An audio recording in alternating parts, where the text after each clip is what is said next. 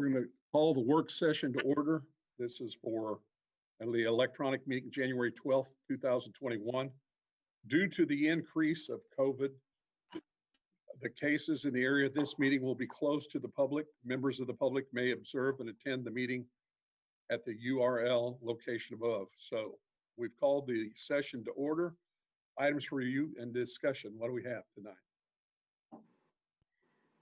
This evening, I wanted to introduce Chief Person. He will be talking about the drone program and introducing new Lieutenant John Baker to the council.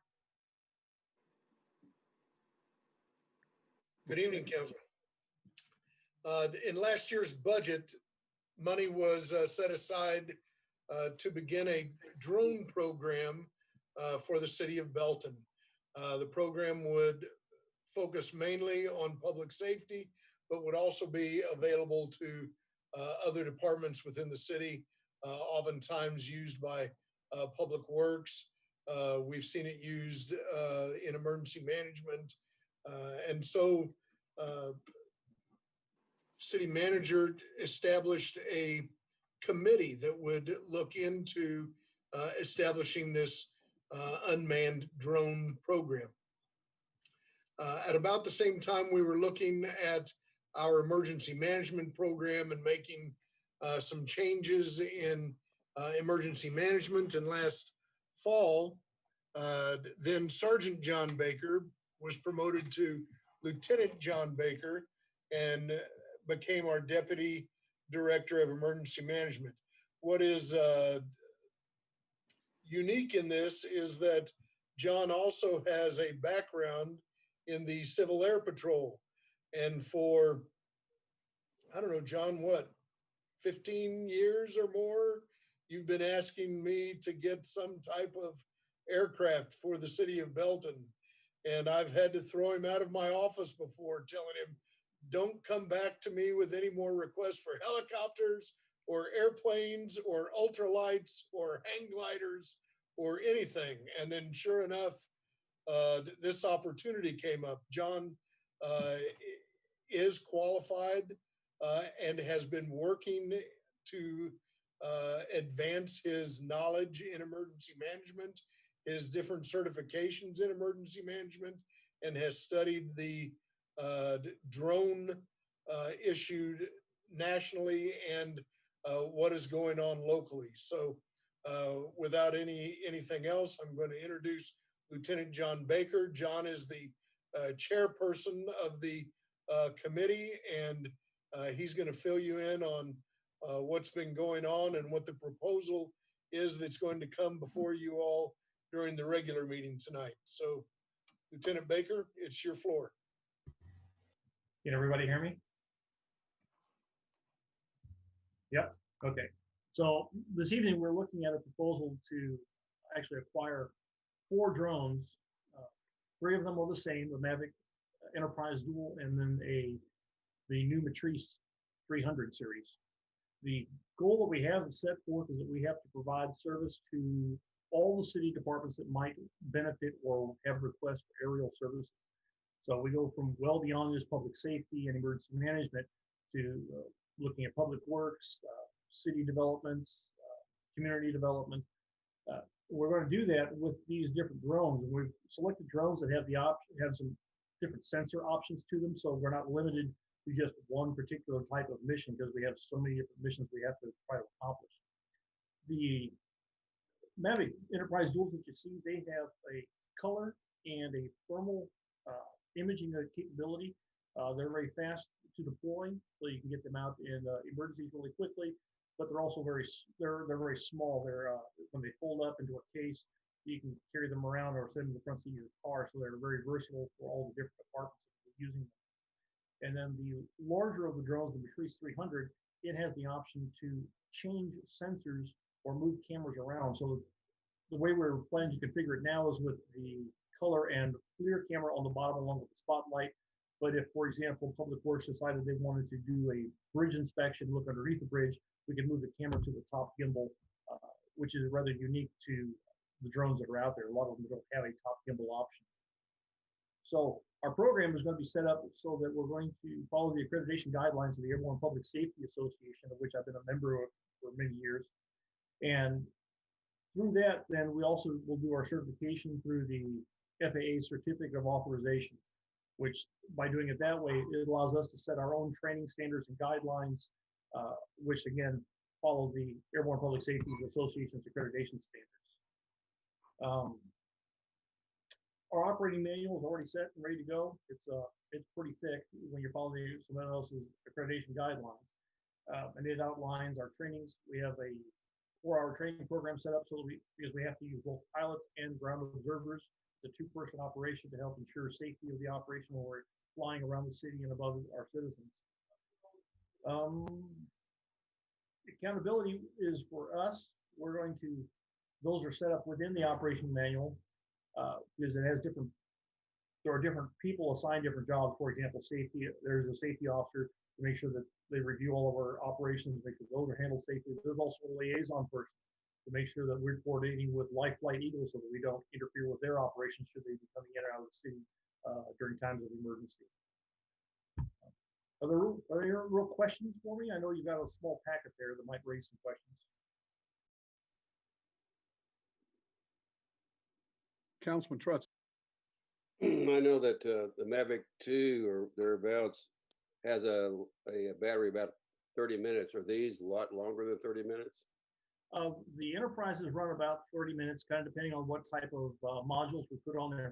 If you look at the picture, the Mavic Enterprise duals actually have the option that we can swap modules out on the top of it so that we can go to a floodlight or we can actually go to a loudspeaker. So depending on whether or not we have those mounted to the aircraft will affect the amount of flight time. But that particular drone runs about 30 minutes or so. The new Matrice 300 runs closer to 45 to 50 minutes, depending on its sensors. Thank you. A lot of that also depends upon several different conditions, including weather and temperature, because these are battery operated, and depending upon how many items are being run and how cold it is, the colder it is, the more it drains batteries. So what John is telling you would be optimum. It's from there on down. That's absolutely correct. Yes. Councilman Van Winkle.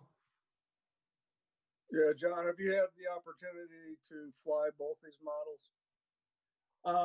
I've not actually flown them. I've been at the demonstrations and I've seen how they operate. I've also seen the control modules that go with them because I am not a licensed Part 107 operator.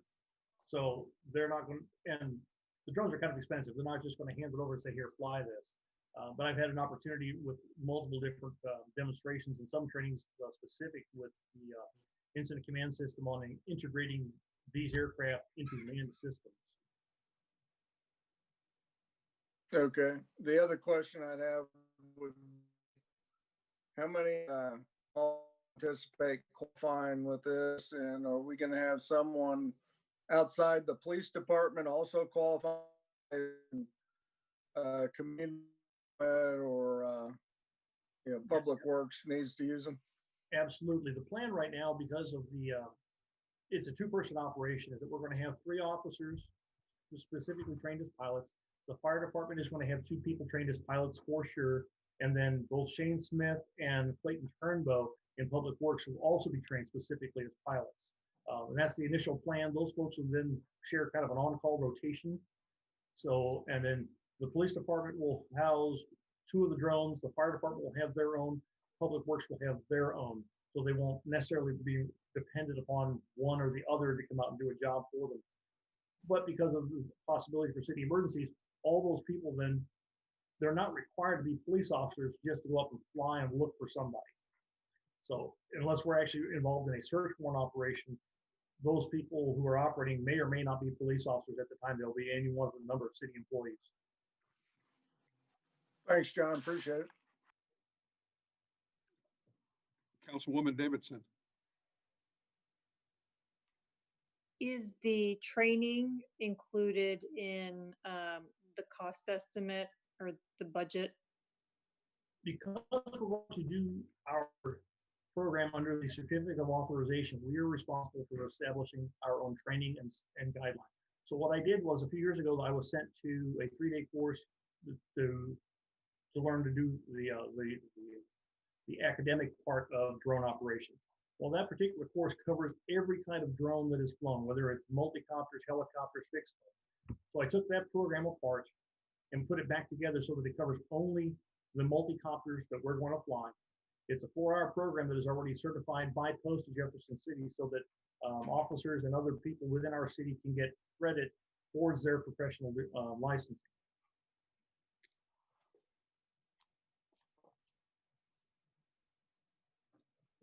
Other questions? Seeing none. City Manager, you have anything else on this? No, Mayor, that's all we have for our work session this evening. We're ready to go to the regular agenda. All right, with that, we're going to close the work session. And now we're going to call the meeting to order. The agenda for the Belton City Council electronic meeting, January 12th, 2021. With that, we'll do the Pledge of Allegiance at this time.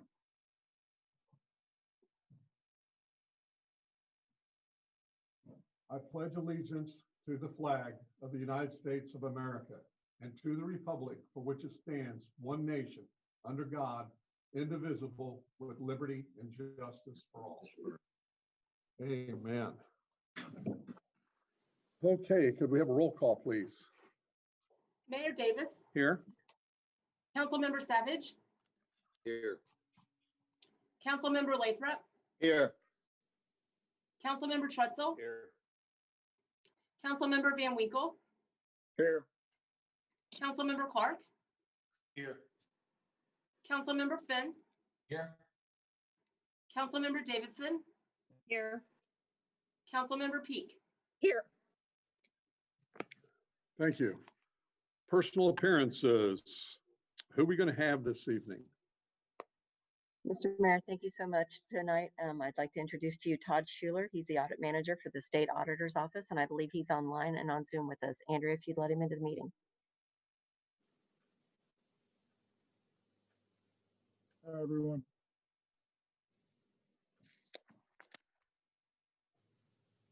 Are you ready for me now, Alexa? We are, Mr. Schuler. Thank you so much for being here this evening. If you'd go ahead and like to do the introduction to the council. Sure. Council members and mayor, I want to thank you all for letting me get on the agenda for tonight's meeting and introduce myself. My name's Todd Schuler. I'm an audit manager with the Missouri State Auditor's Office. And I have a senior auditor that works with our office who is watching on the live stream. And she will be the probably point person who will be overseeing the day-to-day work done related to the audit. Her name is Charity Grotzinger, and so she's listening in, but I'll give the presentation tonight. But we are involved because a petition was received by the auditor's office to do a petition audit of the city of Belton. I work on lots of city audits and various other entities can get audited through a petition audit process. And so once the signatures are received, there was 1,003 signatures required by state law in order to get a petition audit of the city of Belton.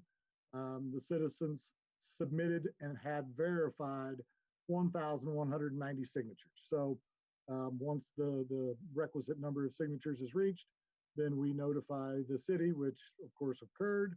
And now we're at the point where we're ready to get started. Obviously, the conduct of this audit will be a bit different than past audits that we've performed on other cities because of the pandemic. And I know that city offices are currently closed only, appointment only. So we'll work around that. With the technology and computers, we work from the office and on lots of different audits. We don't have to be out at the city to conduct all of our work. And I've already provided at least an initial listing of some of the things that we'll want to look at. And we're planning to get started on field work next week. There'll probably be 2 other staff besides Charity that will be assigned to work on the Belton audit. And, kind of it's always a rough guess, but field work, these audits typically take field work portion where the staff are focused each week and working on the city of Belton. It'll take several months. I'm going to ballpark and say 10 to 12 weeks. But until we have a chance to reach out and get in touch with the various departments and find out who does what, and of course the petition group has submitted concerns or areas that they would like our office to look at, and we plan to do our best. There's no guarantees that we'll be able to look at every concern, and if there are other citizens in Belton, certainly it's not limited to, or if any of you have a particular, if any council member or mayor has a particular area or topic that they would like us to, specifically look into, I'm going to give contact information here in a second, and feel free to reach out to me or get a message to me, and I will get you in touch with Charity possibly, but one or another of us will be happy to talk with any of you that have a concern or an area you'd like us to look at. And if there are any citizens that are watching tonight on live stream, if there are areas or concerns within the city that you'd like us to consider during the course of the audit, when I give the contact information out, we'd like anyone that has concerns to let us know now, because we're gonna kind of put an audit plan together and do some initial work, some survey work, and figure out what we plan to look into. And so if 2 months from now we hear from someone, well, we'll probably already have our plan together. So we'd like to consider everything possible as early as possible in the audit process. The scope of our audit, because the city's year end is March 31st, we try to be as current as possible. So we're going to set the scope of the audit. The primary focus of what we're going to look at will be the year ended March 31st of 2021. Now I realize that we're a couple months yet from being done with this fiscal year, but we're not doing a financial statement audit. This is a performance audit.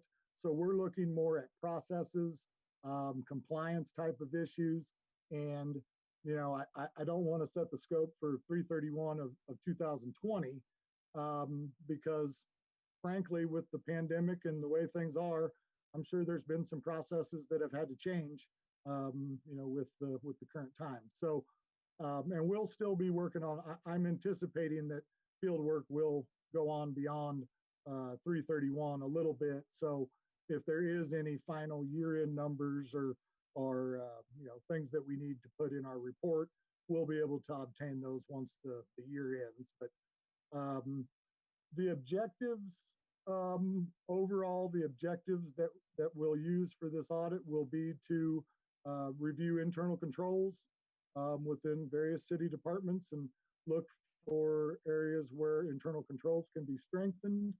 We'll look at various decisions and management practices that have been in place by the council and the mayor, and look for management decisions that we think could be improved. And we'll also look at compliance with state laws, regulations, ordinances.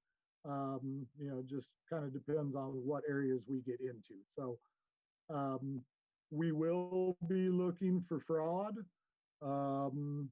Just as auditors, that's one of the things we definitely keep our eye open for. And if we do identify fraud, then the cost estimate for this audit that was stated on the petition was $100,000 to $150,000. We will do our very best to keep that number as low as possible by working from the office and not having to travel down to the city every day. Normally we would have a crew of 3 people down there 4 days a week for several months. So travel costs and different things will certainly be lower than on audits done at different times. But if for some reason, we do believe that we cannot complete the audit within that cost estimate, we will notify the city and, in advance before we go over that number, but hopefully we can keep it within that. Now, if we find fraud, then, we'll just kind of have to discuss where we go from there. But obviously, if we were by chance to come across that, we would want to pursue that fully, and hopefully that won't be the case. So there's certain areas, the municipal court, because the municipal court operates under, state law allows the city to have a municipal court. It's possible that we may decide to do some work on the municipal court. If we do decide to do a full audit of the municipal court, that's something that would likely be tracked separately. We typically would not charge the city for an audit of the court, because the court is something that we can audit periodically. We don't have to have a petition audit to come and look at the court. But, if things, we'll do some initial assessments, and if we determine we don't need to do a specific audit of the court, then, we won't have to do that extra audit. Beyond that, I've already been in contact, like I said, with city officials, and we'll continue to work through them. It's possible that we may need to reach out and speak with an individual council member or various council members or the mayor during the course of the audit. So if you do get a call, we'll try to keep it to a minimum, but there are times where we need to talk to council members. So beyond that, when we're done, when field work's done, we will draft an audit report. The final product that we produce will be available publicly, but we will come out once we have a draft, and we'll set up a closed meeting with the council, which is authorized by state law. We'll go over the audit report, and then the council will be given an opportunity to respond to our recommendations. Those responses will be included in the final draft of the report. So once this is ready to be released publicly, the public and yourselves will be able to see what we had to say, what our recommendations are, as well as what the response would be. But we will let city staff know as we come across areas where we think improvement could be made, or something needs to be changed. We'll let them know as we come across. We're not going to save up all of the recommendations and drop them on everybody all at once. So we'll notify the staff as we work through. If we do find some areas, I've done a lot of these audits. I've been with the auditor's office for almost 28 years. It's likely that we will probably find some areas where recommendations are necessary. But it'll be up to the council and the mayor to determine what action needs to be taken based on those recommendations. So I think that other than if there is anyone that wants to reach out and contact our office, we have a hotline that anyone, citizens, could call. The phone number for our toll-free hotline is 1-800-347-8597. We also have an email that can be sent to, it'll go to our Jeff City office, but they'll get it out to myself or Charity. That email is moaudit, MOAUDIT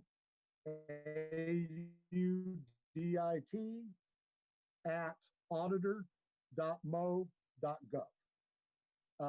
And then if anyone wants to contact by phone, you can either contact our main office in Jeff City. The phone number is 573-751-4213. To that number, leave a message that you're trying to speak with someone regarding the city of Belton. Or if you want to send me an email, my email is Todd, T-O-D-D, .Schuler, SCHULER, @auditor.mo.gov. So if anyone wants to reach out to me directly, shoot me an email, and if we need to talk further, we can. If any citizens or council members have a concern, if you don't, if you just want to let us know that you want us to look at something, you can contact any of those numbers or emails and just refer to the city of Belton, and they will get Charity or I that message. So I think that pretty much covers, this is a fairly long and arduous process, frankly, to get through. I would anticipate we'll probably have a final draft of the report out and available publicly, hopefully by, fall of 21. But sometimes, 9 months is typical, but sometimes they go longer. Belton is a little larger city than some that we do. So, but if things go smoothly and we don't find a lot of problems, it could go a little sooner. Late 21 is probably realistic for when we'll have something available. Is there any questions of any council members or the mayor that I could answer? Yes. Yes, Todd, I know you kind of touched on it, talking about the situation with COVID. Do you have confidence that you'll be able to do a thorough audit under these circumstances? I do. We've been working through this. Is a little unusual, but we will still be coming down to the city. I will still be coming down there. I work out of our Kansas City office, so I'm right here, fairly local. And one of our staff members is out of our Kansas City office. Charity is out of our Jeff City office, as well as one of the other staff members. But periodically, we will still all be out there at varying times. And I will be down there. I'm sure I'll get an opportunity to, as far as at least department heads, get around and visit with, with each of the department heads and, try to make sure that we have a good understanding. The key is to get down there and be on site enough to be able to see processes, procedures, talk with some of the staff, even if it's, just for a few hours. The records that we need to get, once we determine what work we want to do and we request actual records,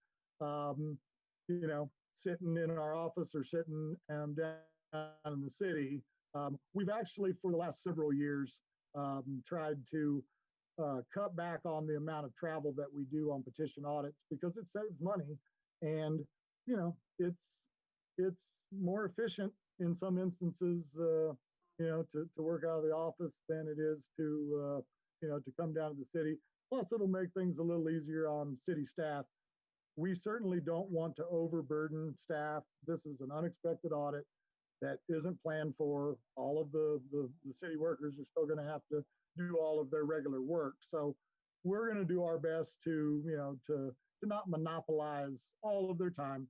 There'll be a variety of things that we'll look at, and so hopefully we don't have to take up too much time with any one individual. But I think we can accomplish it.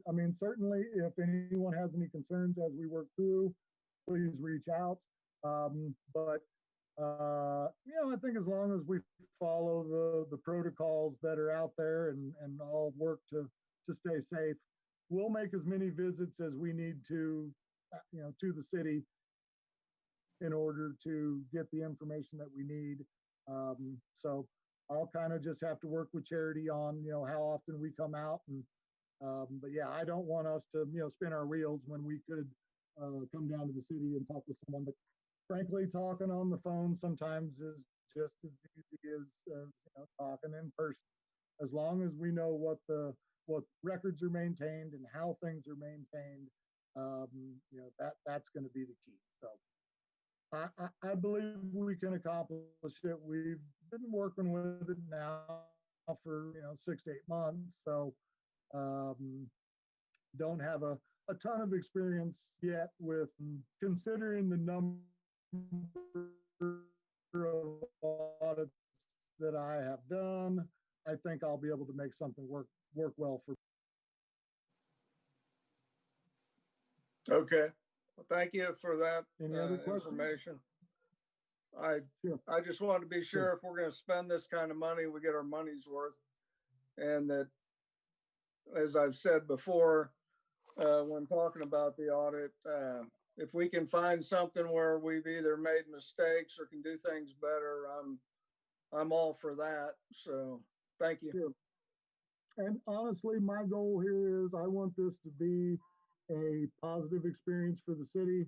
I know it's, unexpected, you didn't request it, but the things that we are going to look into, ask about, and possibly have recommendations on, a lot of people think that, a financial audit, aren't we getting 2 audits? The things that the financial auditors ask about and look into are going to be different than the things we do. And, we're here to help. Frankly, we want to make positive recommendations that can improve city operations and make the city run more efficiently, more effectively. Definitely, we won't be, it's not a gotcha type thing, because frankly, the things that will end up in the final audit report are the areas and topics that I deem significant enough that need to be reported publicly. Certainly, every single error that we find isn't going to end up in the report. So, even if it's not in the report, if we can make a recommendation that, hey, somebody forgot to sign this form, but we looked at 40 of them and there was only one exception, that's probably not going to make the report. Now, if there was 10 of the 40 that didn't get signed, that's not an oversight. There's a systematic problem. So there's going to be areas where we make recommendations to staff. Hopefully it's something that they can, quickly remedy, or it was just an oversight. Everybody makes mistakes. So hopefully when we get done, I think that everyone will have a positive view, and hopefully everybody will think that it was beneficial, even though there will be a bill coming, for the cost at the end. Any other questions? Thank you so much, Mr. Schuler. We look forward to seeing you, and we hope you're safe tonight. We're not going to get any bad weather, so. No, I hopefully not either. So you all enjoy the rest of your evening, and appreciate the opportunity to chat with you a little bit. We will we'll get going on this thing, and we'll get her done expeditiously but efficiently. Thank you, sir. Thank you. Have a good evening. You too. All right, consent agenda. One motion, non-debatable, to approve the recommendations noted. Any member of the council may ask for an item to be taken from the consent agenda for discussion and separate action. Present. Second. We have a motion and a second. Did we get them? Andrea, did we get both of them? Got Councilman Trutzel as the motion, but who was the second, please? I thought it was I went to the second after somebody else did. Councilman Clark was the motion and Councilman Trutzel was the second. Thank you. We have a motion and a second. Discussion. Seeing none. All in favor? Aye. Aye. Aye. Aye. Aye. Are we gonna vote differently tonight? I've got my hand up. No. Any opposed? I'm leaving my hand down now. Okay, that motion passes. Okay, regular agenda. A motion approving the final reading of bill number 2020-58.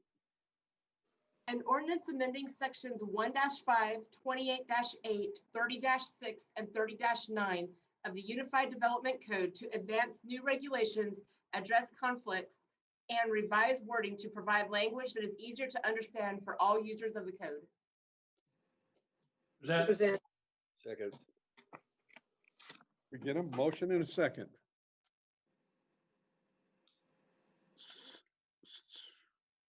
Okay, with that, discussion.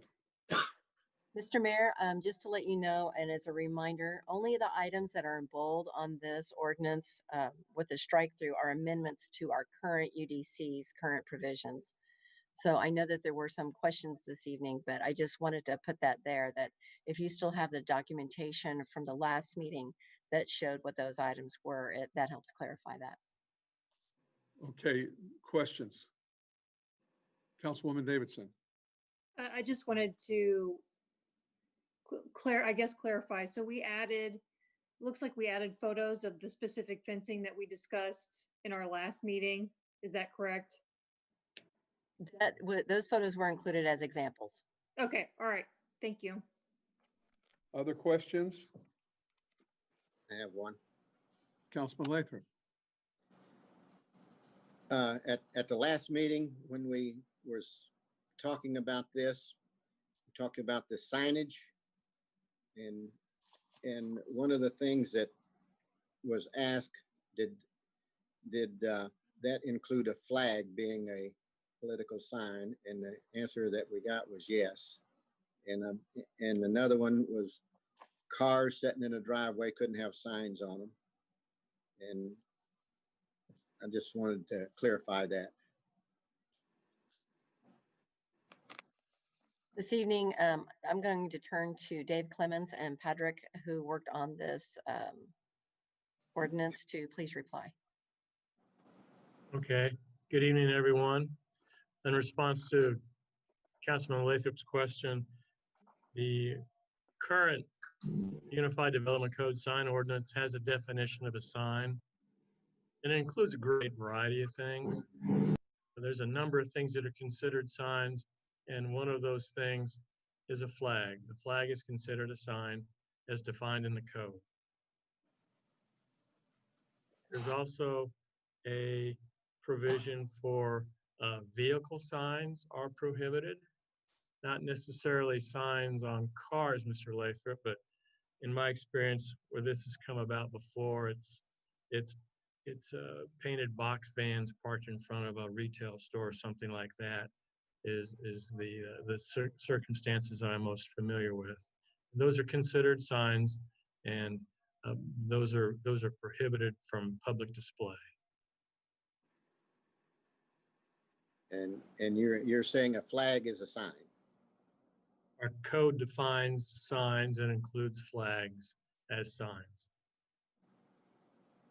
But it does not include your typical display of, say, an American flag or the state of Missouri flag. What this is talking about are those flags that are attention-getting and altering. Would that be correct, Dave and Patrick?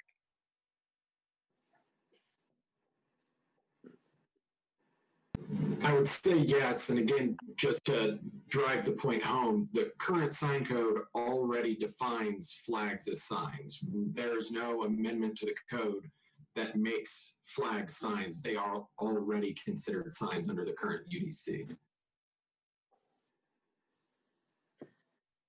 But we're not saying the signs are illegal?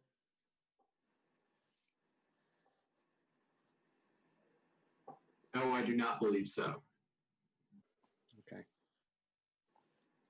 Other questions?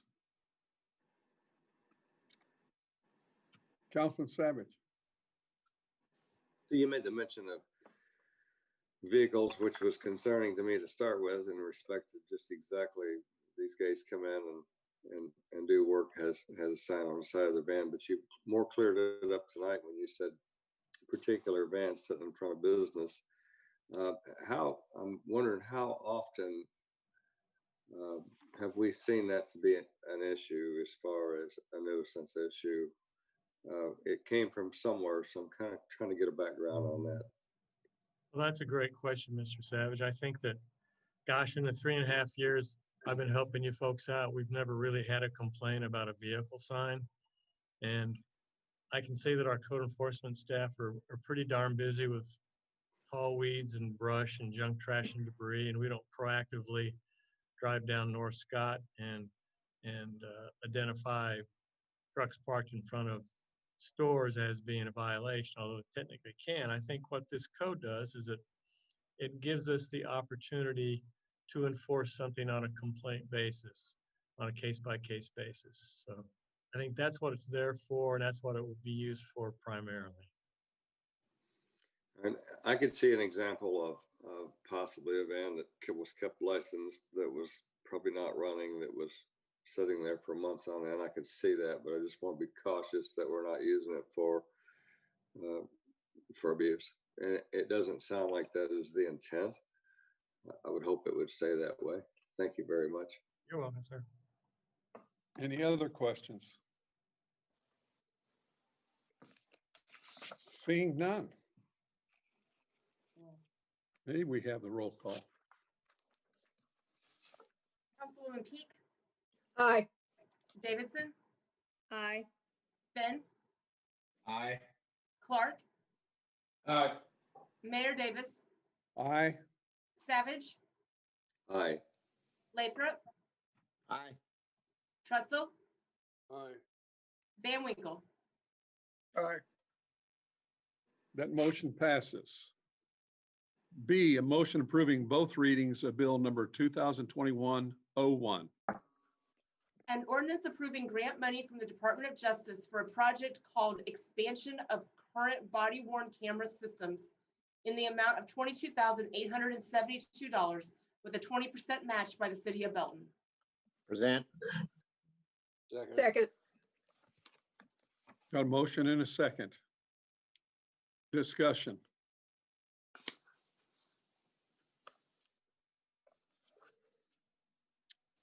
Seeing none.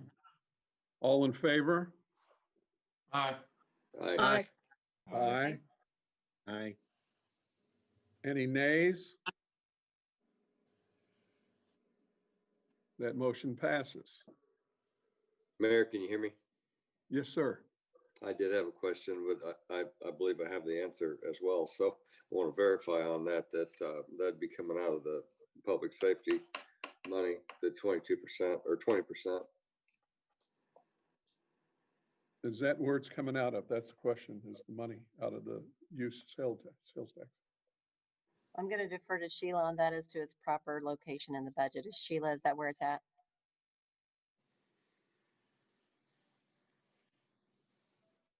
Yes. We budgeted money for body cameras, replacement of body cameras and some computer equipment. We also got this grant.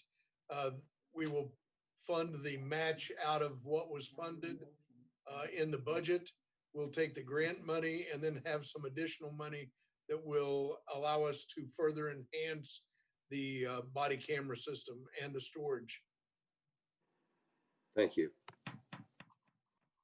Move for a Other questions? Second. We had a motion and a second already? Mhm. Okay, any discussion there at all? Other? So, all in favor?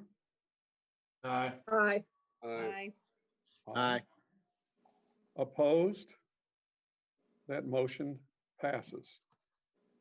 So, the second read, with motion approving the second reading of bill number 2021-01. An ordinance approving grant money from the Department of Justice for a project called Expansion of Current Body Worn Camera Systems in the amount of $22,872 with a 20% match by the city of Belton. Present. Second. Motion and a second. Discussion. Mr. Mayor, I would like to make a further comment, and that is that this is at this point are only authorizing the participation in this program. When we actually get ready to make the purchase, we will come back to the council for the approval of the acquisition. So, any discussion on this? Okay. Seeing none, we have the roll call. Councilmember Peak, Aye. Davidson, Aye. Finn, Aye. Clark, Aye. Savage, Aye. Lathrop, Aye. Mayor Davis, Aye. Trutzel, Aye. Van Winkle. Aye. And that motion passes. C, a motion approving the first reading of bill number 2021-02. An ordinance determining and declaring the necessity of acquiring for public use temporary construction easements and permanent easements for drainage and sanitary sewer improvements for the construction and maintenance of certain improvements to the city's stormwater management and sanitary sewer system, generally located near Hargis Lake in the city of Belton, Missouri, authorizing the city and its designees to negotiate for the purpose of acquiring the easements and property acquisition by contract or condemnation, and authorizing the city attorney and his designees to institute condemnation proceedings if such interests in land that cannot be acquired by purchase through good faith negotiations. Zant, Second. Motion and a second. Discussion.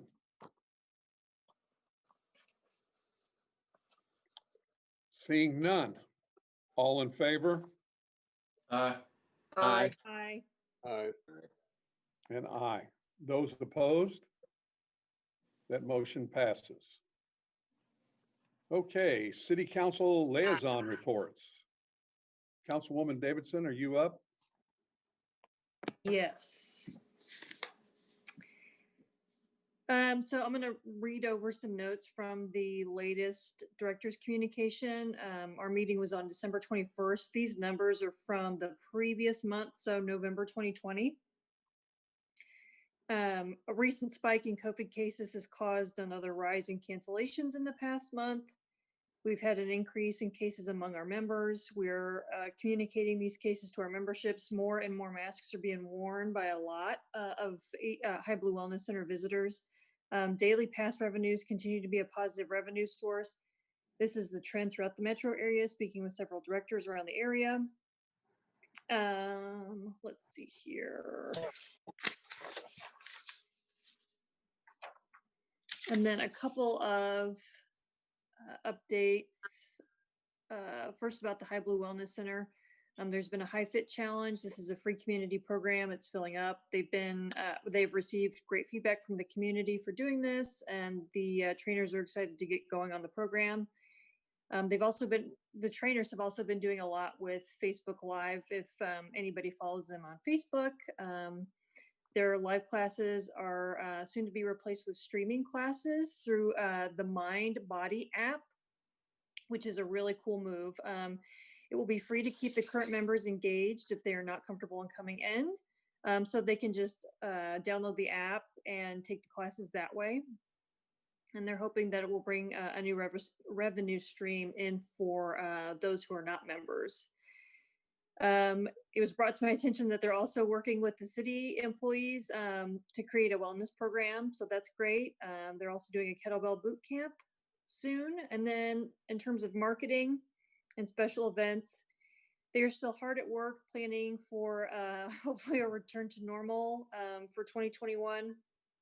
For now, they have scheduled the Easter egg hunt, like knock on some wood, most likely with only a hunt and no extra activities though. They're hoping that they can have a spring craft show, paint parties, and still very hopeful for a summer fest. They gave an update also about the Operation Santa and the Mayor's Christmas tree lighting, that despite not having the annual food drive as part of the tree lighting, the virtual event went well, which we also talked about. And Operation Santa's food and gift distribution at the station went well. As always, the maintenance guys did a great job picking up turkeys, delivering leftovers, and storing the items for next year. Memorial Station, they had their last event of the year was a wedding. And they're continuing to take lots of calls from people interested in booking the station for 2021. During out and down time the next month, they hope to spend some time cleaning, touching up, etc. They've done some parks and facilities maintenance as well. They've run power to the center of field number 3 and number 4 at Memorial Park. They removed hanging branches from trees at Memorial Park. They're working on all annual inspections and trimming a lot of trees at the various parks. And that is all I have. Thank you. Thank you. I've been walking all these trails during the pandemic, and it's amazing, all the people, and again, the painted rocks is an exciting time. This being Mayor's communication time, that it's interesting to see how many people are still, even with the weather the way it is, getting out and participating. And I talked to some guys that were playing last week in the cold early morning from Gladstone that drove all the way down here to play the disc golf at Cleveland Lake. And again, the people that are fishing for rainbow trout, it's just been a great element for our parks. They've done a great job. I want to share that I did get selected, and I did not volunteer for this, to be on the Little Blue Board wastewater board. And yeah, I have a meeting tomorrow, so I'm real pleased with that. Want to tell everybody again, our COVID numbers are not good right now. And let's don't fool each other with the Christmas rush, with New Year's Eve. I want to encourage everybody to use your mask, to stay in the proximity. You can't see them, but we have plastic between the city manager and I right now. We're taking a lot of caution and trying to be careful. So we want to make sure that you don't think that this is over by any ways. Chief, I'm going to probably partner up with you and the city manager about the vaccinations and the schedule of the vaccinations on the survey that the county is doing. How do we do this? And the public needs to know. I've talked to a few people that they really want to get on that survey. We want to encourage people to do that. Who wants to take this one? The survey that the county health department is doing,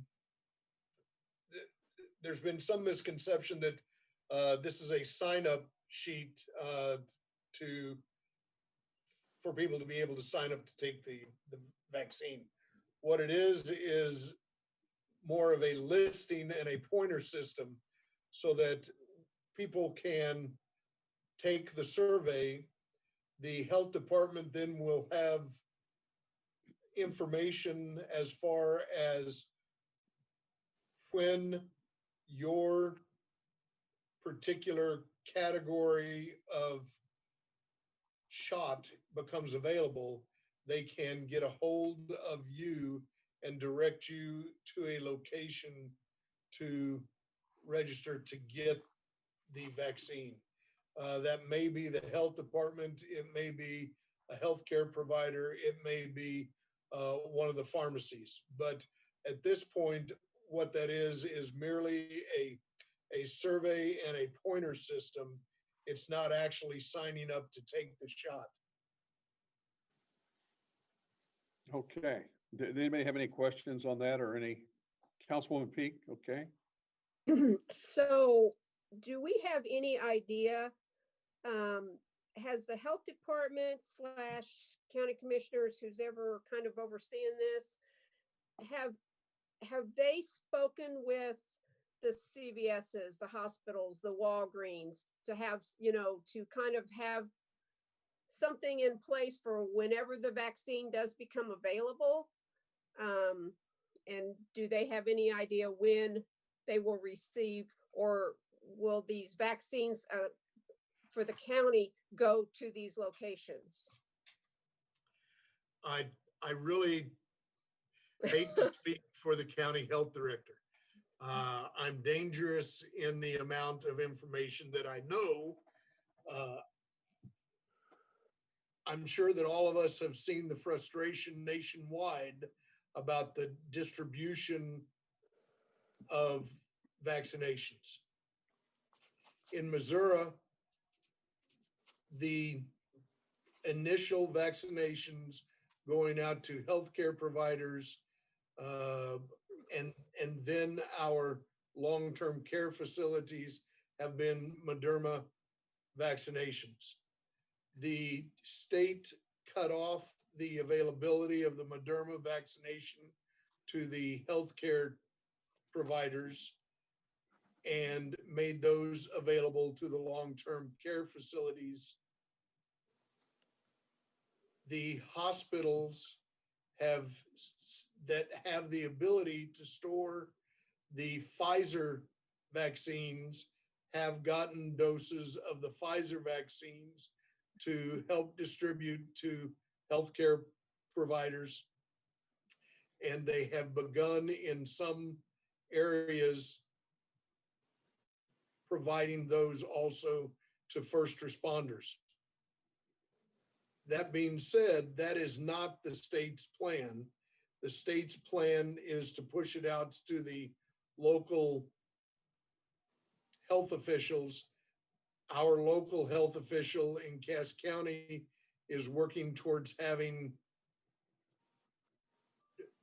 locating drive-through vaccination clinics in various parts of the county.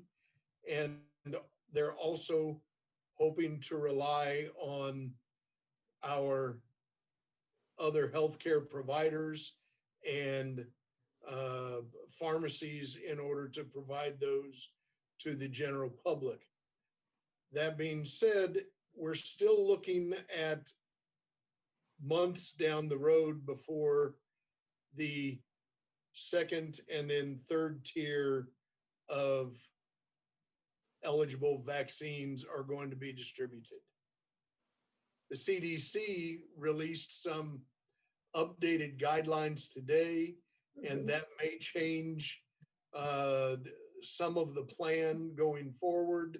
But I know that as late as yesterday evening, in a conversation I had with our county health official, he was moving forward to establish the drive-through clinics for the next tier of recipients. More questions? Thank you, Chief. And I do get to hear your frustration, Chief, person on those calls we have every day with the county, and it's always intriguing. And we feel like I can speak for the city of Belton. We're proud that you've voiced your concerns. I have been trying for months to help organize a response for not just the city, but for our county, because ultimately the only way our city is going to get the service is for it to come through the county under the state plan. At times I do become frustrated, and I'm sure that you all have over the years heard what I can be like when I get frustrated. So I try to temper that at times, and I want to be as helpful as I can be, but also I am fairly obstinate at times. Yeah, I think that's a good judgment. Councilwoman Davidson. I just don't want any doses thrown in the trash because, you know, they don't have a certain number of people in tier 1A there to take it. And so they're being dumped when they could be going into anybody. I mean, I've seen recently, well, yesterday, where cities have taken it upon themselves to create a basically a backup list in case somebody doesn't show for an appointment. That way that dose isn't spoiling and they can call somebody and get them in there to receive the dose instead. Seems like a good idea. Friday, we did partner with Belton Regional Medical Center. Todd Crass, the director, called me and said that they would have some additional Pfizer vaccinations over and above what they needed for their staff. We did send police personnel out there, as did the city of Raymore and South Metropolitan Fire Protection District. The week before, they had some additional, and they made those available to our fire department, and they sent some people out there. I can tell you that they ran very efficient clinics at the hospital. They did have a very few no-shows or people that were not feeling well, so they were not eligible to take it. And they immediately got on the phone and began calling, text messaging, emailing in order to fill those positions. And they made sure that they were able to utilize the vaccines that they had and not waste any. Councilwoman Davidson. I'm Well, sorry, that'd be Councilwoman Peak. Oh, sorry. I truly hope that our health department will follow the hospitals and how they're doing it, so that like Councilwoman Davis has said, nothing is disposed of, and that they are given to people who need them on that backup list. So I guess that's a hope. Understand the health department is at somewhat of a disadvantage over Belton Regional and Cass Regional even, in that they do not have the ultra cold storage facilities that both of those hospitals were able to acquire. They cannot store the Pfizer vaccine, which is the only one that is available right now, because the Moderna vaccine has all been ordered to the long-term care facilities. So while they are in the planning stage right now of how to get these clinics up and running, they have no vaccine, and they are not sure when they will get vaccine because they do not have that ultra cold storage facility. What temperature does that visor? What's the how low do they go? Really cold. It's like what, 90 below or? Yeah, somewhere between 80 and 90 below. Incredible. And the vaccine, the Pfizer vaccine, once again, I'm talking, probably shouldn't because my knowledge is about this much, but I believe my conversation with the healthcare providers was that once the vaccine is thawed and ready, it has to be used within 6 hours.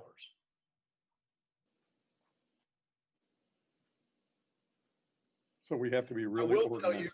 I will tell you, and I hope that my experience lends itself to others, and that is that I did get my vaccine on Friday. I have had no side effects whatsoever, and my arm has not been sore at all.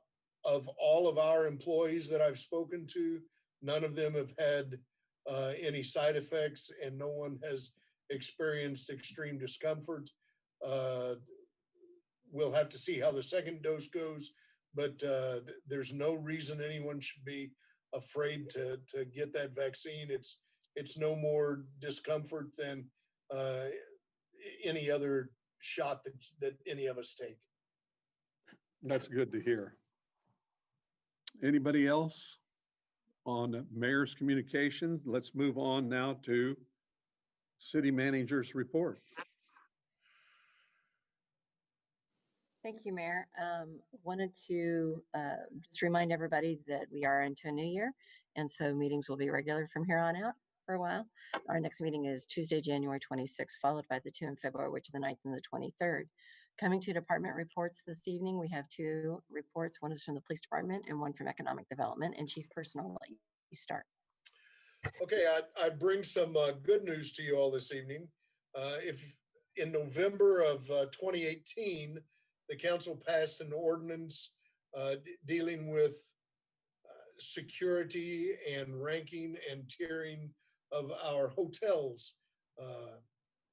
If you remember, we were having quite a bit of problem with some of our hotel properties and the security and maintenance and police calls to those areas.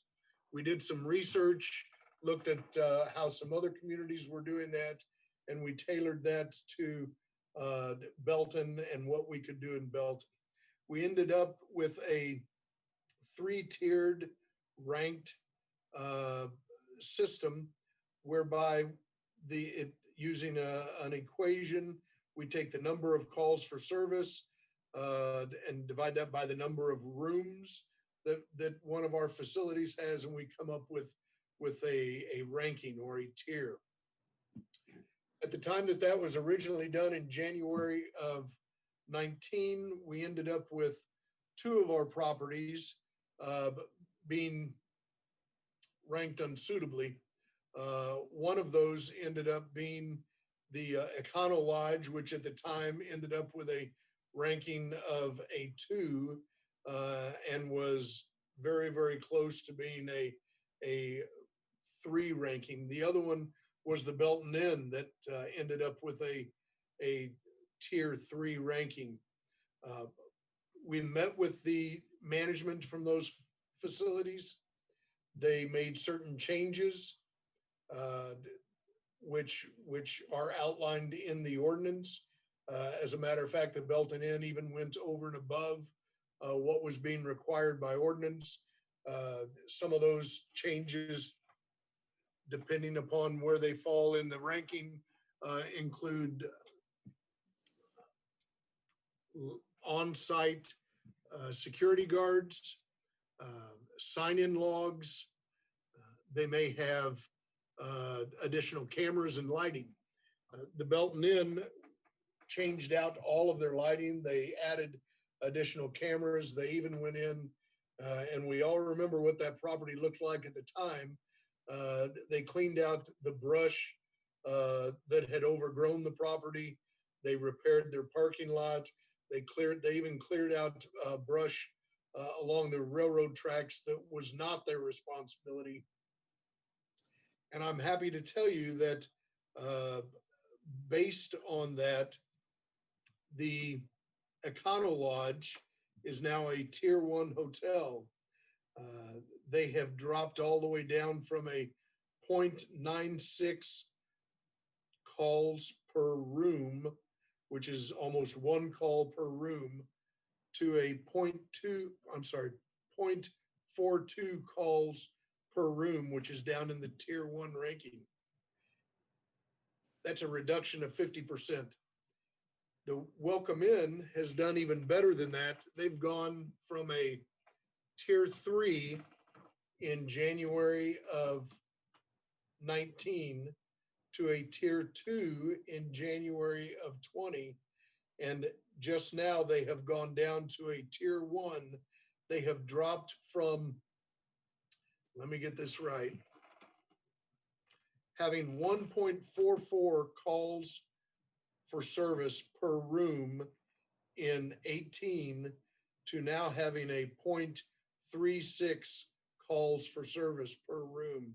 That's a 75% drop, and they are now a tier 1 facility. And all of that is because of the additional work that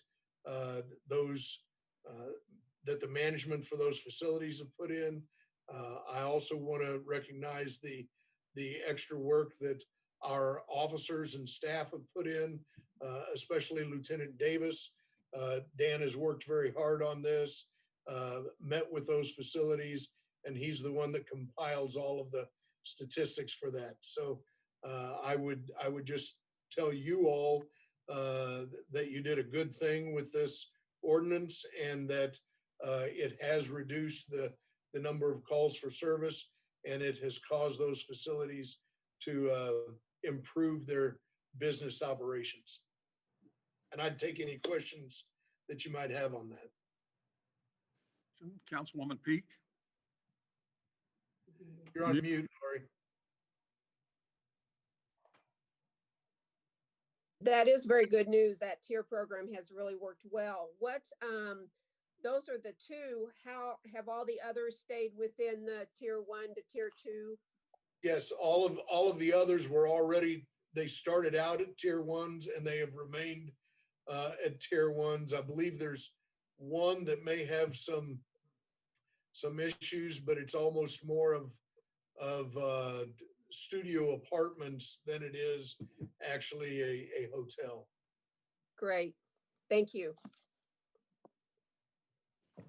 Yeah, and Chief, honestly, this is a great job by yourself, but also the officers in charge and the staff. That's pretty incredible. I can remember how rough it really was there for quite a while. And I think that's incredible. And I've seen other cities do the same thing following the tier process, and it's worked really well. So congratulations to everybody over there. Thank you. And thank you. Carolyn, are you online to give your report? Thank you. You're muted, Carolyn, or we cannot hear you.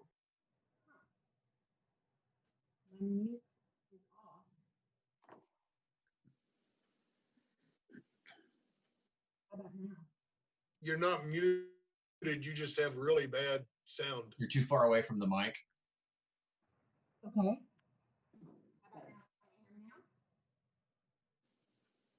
It was in and out, so close. We're sending our techie to you right now. Okay.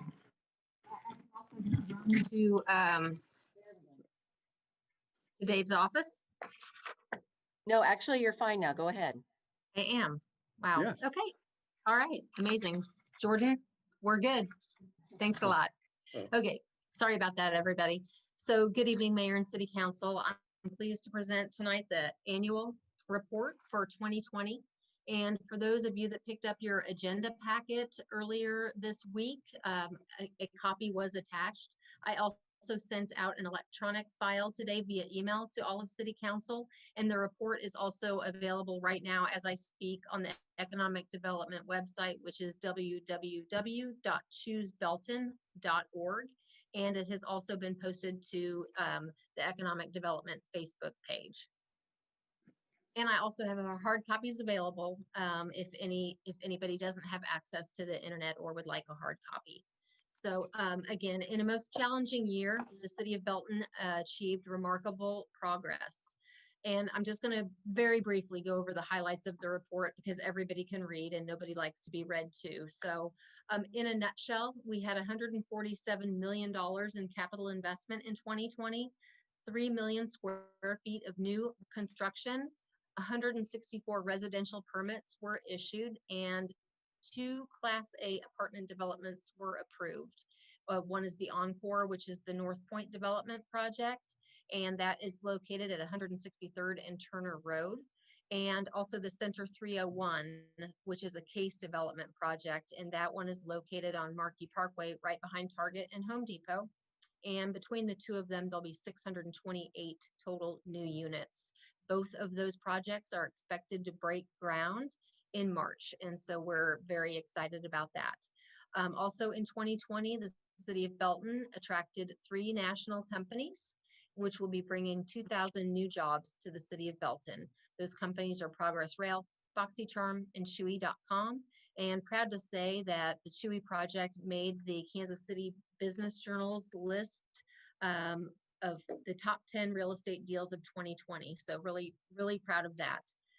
Main Street also had a banner year. We had 3 new businesses on Main Street, Marcella's, Meet Me on Main, and Broken Hatchet Brewing Company, which I know everybody's very excited about, and they are expected to open for business in February. Expansions and reinvestment also occurred on Main Street.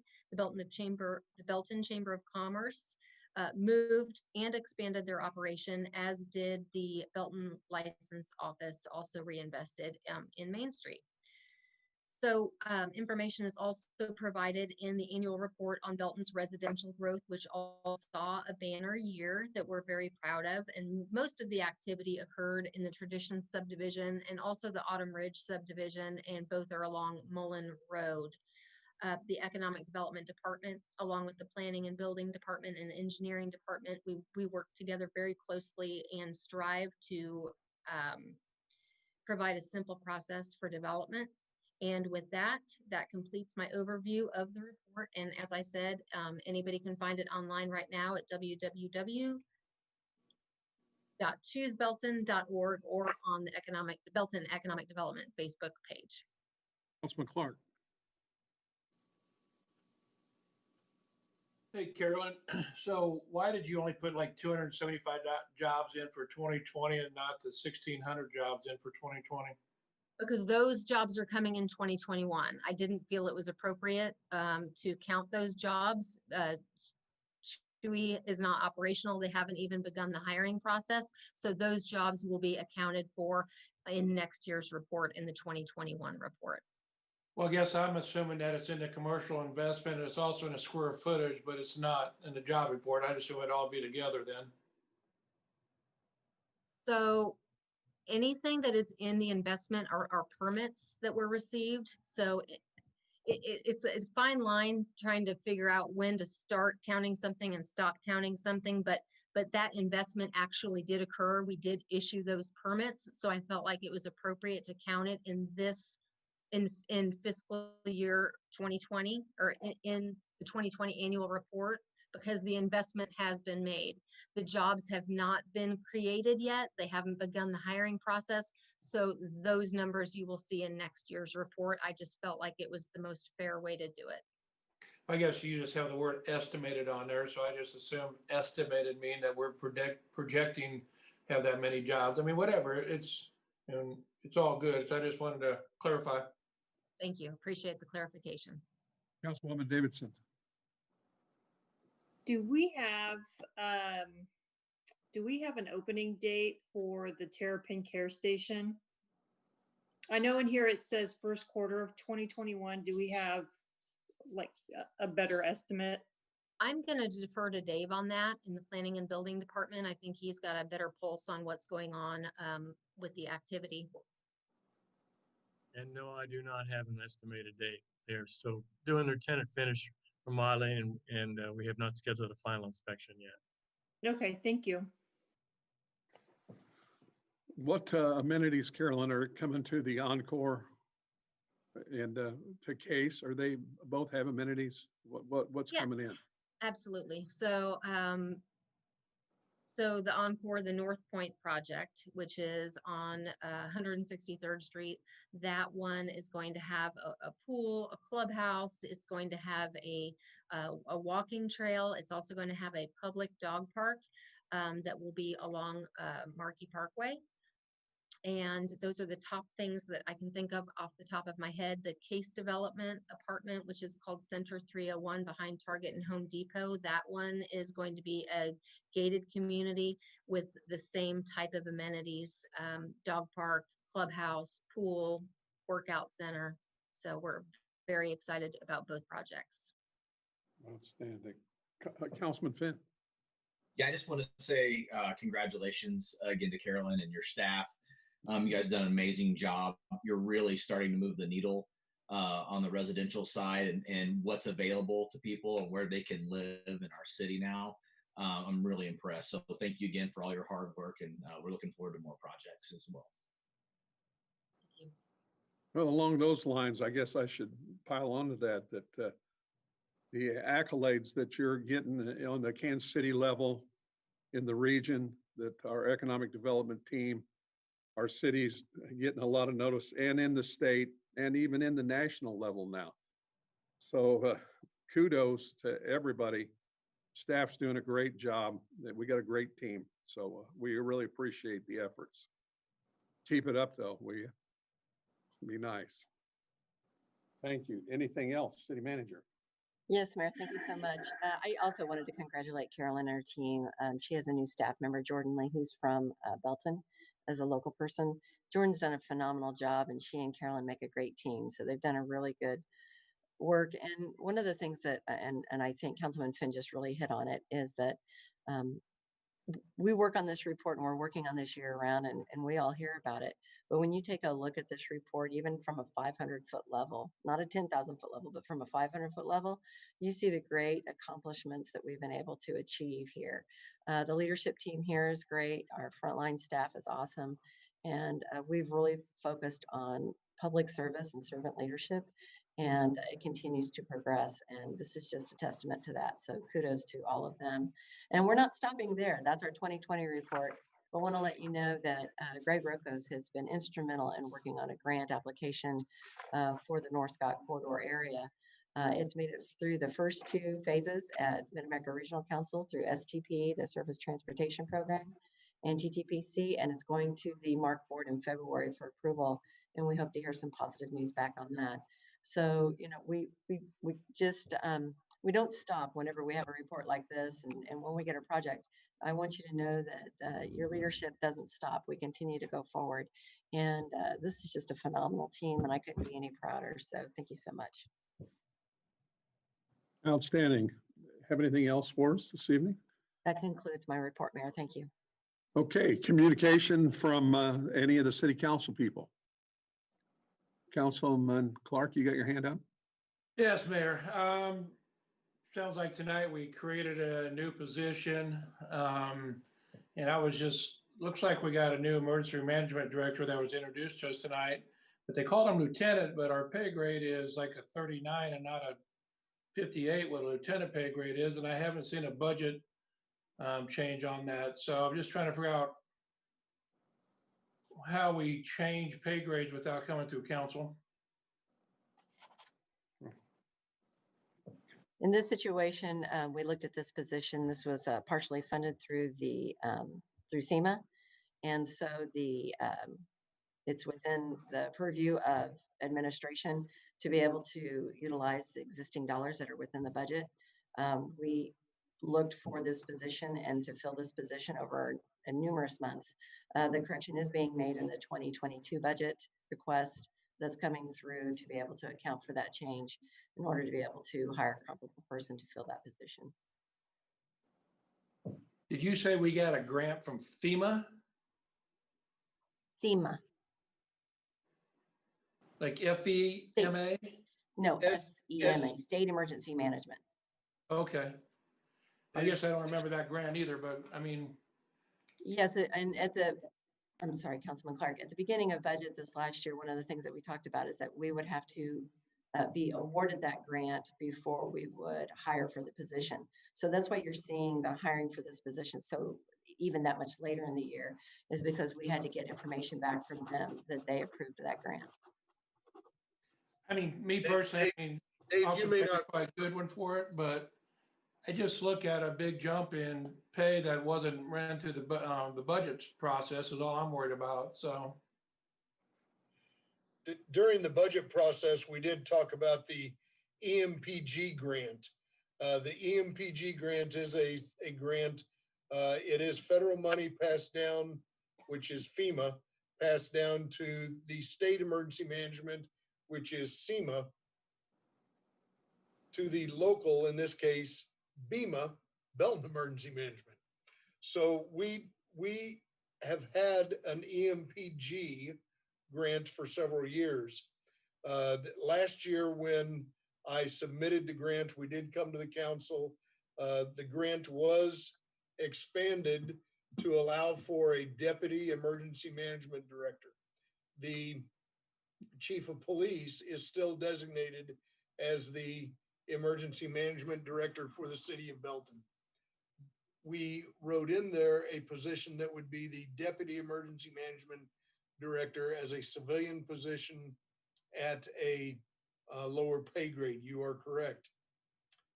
When we were recruiting for that position and interviewing for that position, it became apparent that we were not going to be able to staff the position for the dollars that were allotted, and that the city would need to put additional money with that.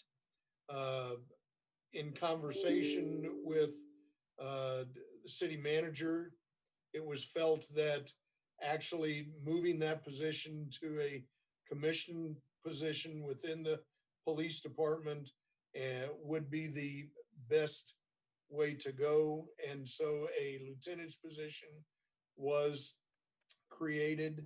The city will be reimbursed at a lower rate during this grant cycle and we've already spoken to the state. They will allow us to amend our grant application for next year to include the additional amount of the salary that would be commensurate with the lieutenant's position. Also, just as an add-on, the police department will be within the budget allocated for this fiscal year. I mean, I agree with a lot of this stuff. I just think that anytime we're changing positions around or changing the budget, I think it's proper for us to be notified about these kind of things personally. Maybe all the other council members think differently, but I just think when stuff is changed, that we need to know about it. Well, if you remember, that number one, it is not anticipated that we will go over our budget this year. So we are not requesting a budget amendment. And in previous years' discussions, it was left up to the city manager and the department heads that as long as it's not a change in budget, as long as the dollars have been allocated, that the actual assignment of personnel is done at the manager and the department head level. If this had required a budget amendment, it would have come back to the city council for approval. So does he make your third lieutenant? He makes a fourth lieutenant. Our budget only has 3. That's why I go back to, I mean, again, it just, The budget in personnel has a dollar figure, and we will not go over that dollar figure. you bring up stuff that's from a couple of years ago. I've been on one budget cycle. So, I mean, I go back to, I wasn't here a couple of years ago. So if something was modified by the city council, I don't know about it. That's why I'm asking questions. Right. You're muted, Mr. Mayor. Our Mayor Pro Tem and I, on our daily conferences, we get talked about these types of things, even minuscule things, every day to ad nauseum sometimes. So we've known about this for quite a while. And I will also just, and Councilman Clark, I hear what you're saying, and I'm happy to provide this information back to you, but there was no increase in headcount. So the number of positions are still the same. The dollar has not been, we're still within the budgetary allocation. So it's just a matter of changing the perspective of how we looked at the job. And the reason we did that is because, frankly, we offered 3 different individuals the position, and it was all turned down. They were all turned down from other emergency management individuals. So we knew that we were going to need to take a look at this position a little differently. And it took a very long time going through this process. And we decided to go this direction because we thought it would be best for the city of Belton. Well, I'm just as a city council member, I look at my budget and I see a Belton emergency management position, and then I don't see anything about a 4th lieutenant position in the budget. So I just feel like we should be notified ahead of time when this stuff is going to be changed personally. Okay, thank you.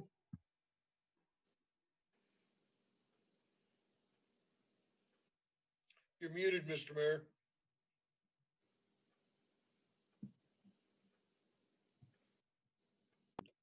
I hate to leave it on mute. It makes it so much easier, but I want you to hear my papers rustling. Do we have any other communication? Councilman Trutzel.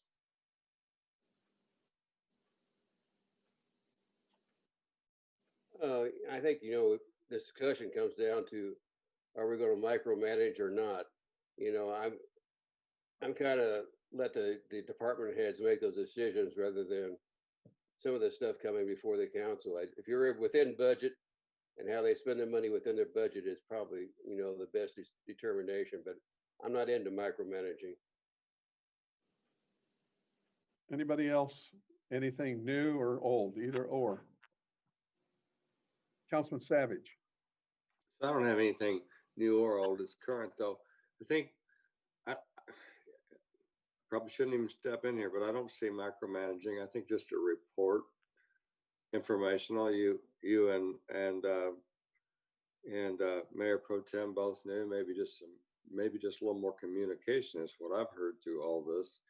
I don't really think it's about managing. We just kind of need to know before it's. I'm hearing Councilman Clark, and he can certainly speak for himself. He's eligible, that's for sure, but just would like to have the information. That's what I just heard. And I think that'd probably be a good idea, given the fact that you're aware of it. Mayor Pro Tem's aware of it. So just pass it along. Maybe that'd be good. Appreciate it. That'll work. Thank you. Anybody else? No other communication from City Council tonight? Seeing none. Wow. I'd entertain a motion to enter executive session to discuss matters pertaining to the leasing, purchase, or sale of real estate according to Missouri State Statute 610-0212, and that the record be closed and the meeting adjourned from there. Present. Okay. We got a motion and a second. Is that right? Second, if you don't have one. Yes, I got it. Okay. Motion and a second. Voice vote. Here we go. It's a roll call. Councilmember, Yes. Councilmember Peak, Aye. Davidson, Aye. Finn, Aye. Clark, Aye. Mayor Davis, Aye. Savage, Aye. Lathrop, Aye. Trutzel, Aye. Van Winkle. Aye. Okay, that motion passes. Want to make sure that everybody knows that we've all got to wear our red and be counting for our local chiefs. Go Chiefs. So at this time, we'll adjourn the meeting. We'll take a short break after this